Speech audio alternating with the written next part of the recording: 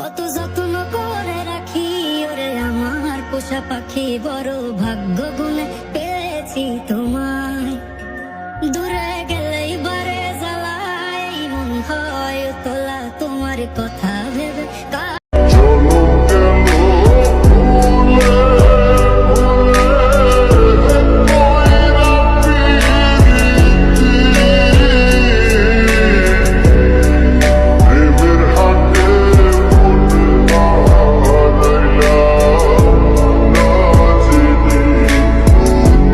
তুমি এতটাও সুন্দর না যে তোমার জন্য দেবদাস হয়ে থাকবে।